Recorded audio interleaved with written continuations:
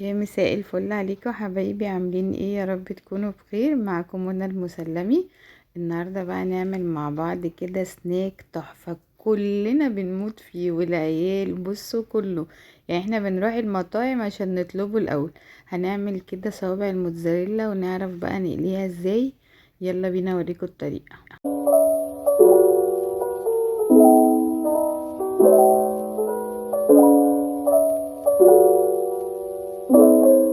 بص، انا هنا معايا صوابع موتزاريلا، ومعايا ربع كوباية لبن او نص على حسب الكمية اللي احنا هنعملها، وملح وفلفل عشان انا هزود بضاية هنا. تمام. بصوا بقى، انا هقول لكم الخلطة دي انا بعملها ازاي. بجيب كوباية دقيق، كوباية نشا، كوباية فيجيتار سبايسي، وكوباية فيجيتار عادي، كل ده من عند العطار، وكوباية بقسماط ناعم، وبخلطهم بقى على بعض بيديني ايه اللي انتوا شايفينه ده. بصوا، هخلط على يعني قولي دي نص كوباية لبن، عليها بيضاية وملح وفلفل، وهضربها حلوة قوي. تمام. بس بصوا بقى، انا عايزة التريكات اللي هتنجح معاكوا الصوابع الموتزاريلا، يعني ركزوا في اللي انا هقوله عشان ده اللي هينجحها معاكي ومش هيخليها تسيح في الزيت، وهتبقى تحفة يعني. اهم حاجة كل حاجة هنشتغل فيها تبقى مجمدة، يعني الصوابع ما ينفعش تبقى فكة، لازم تبقى مجمدة. انا هنا جبت كوباية برضو من الدقيق كده، هحط الصوابع في الدقيق الاول وهعملها حلو يعني. مش هضغط عليها طبعا، لا احنا هي مجمدة، المفروض انها مجمدة. وبعد ما اعملها في الدقيق هروح مغطساها في البيض واللبن ده، يعني نص كوباية لبن عليها بيضاية وملح وفلفل. عشان ده يعني ده اللي يخليها يمسك عليها الخليط اللي احنا عاملينه ده، اللي احنا اتفقنا عليه. فيجيتار ودقيق وملح ونشا و وايه تاني قلنا؟ ايه تاني؟ افتكروا بقى انتوا.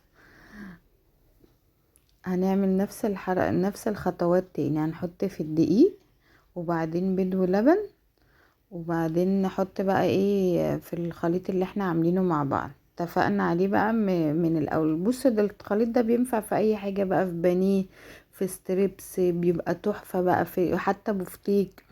يعني حلوة قوي انك تعملي كله كده مرة واحدة. كوباية نشا، كوباية دقيق، كوباية بقسماط ناعم، كوباية فيجيتار سبايسي، وفيجيتار عادي، كله من عند العطار. ويبقى بقى بيدي اي حاجة بقى كريسبي، بيبقى طعمه حلو قوي. تمام. انا هعمل بقى كل يعني هنعمل كل الصوابع اللي عندنا بنفس الطريقة. بجد طعمها تحفة يعني، كلنا بنموت فيها، وبالذات الولاد الصغيرين. يعني احنا بنروح المطعم عشان نطلبها، وبقت غالية جدا يعني، عشان كل واحد يطلب له واحدة غالية. بصي، خلصنا بقى كل الكمية. بص، التركية هنا انها لازم تخش الفريزر ساعتين، وبعدين نقليها في زيت يبقى سخن جدا. ننزلها مفيش دقيقتين، احنا مش عايزين نسوي حاجة، احنا عايزين بس تاخد لون، ونطلعها على طول. يعني خلاص الزيت يبقى سخن على نار عالية، ركزوا في الحتة دي. وهنطلعها على طول. يعني انا مسافة ما هحطها دلوقتي هروح مطلعها. تمام كده.